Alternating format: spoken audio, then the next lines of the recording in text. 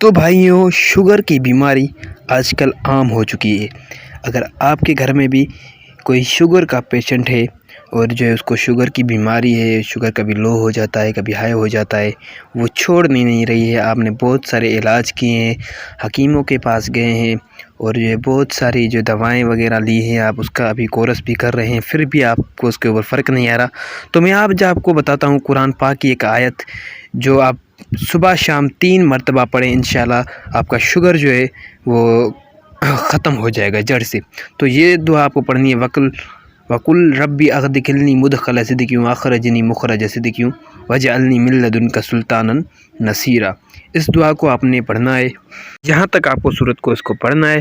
اگر آگے پڑھیں تو وہ بھی پڑھ سکتے ہیں، ٹھیک ہے۔ تو اس کو آپ نے روزانہ صبح اور شام 3 مرتبہ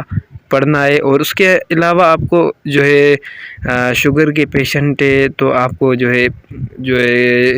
میٹھا نہیں کھانا پڑے گا، تو اور ساری جو چیزیں ہیں ان کا بھی خیال رکھنا پڑے گا، کیونکہ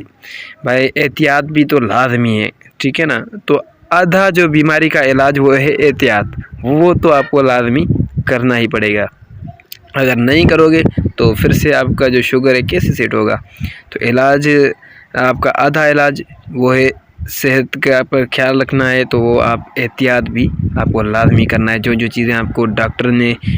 منع کی ہیں وہ آپ کو نہیں کھانی ہیں۔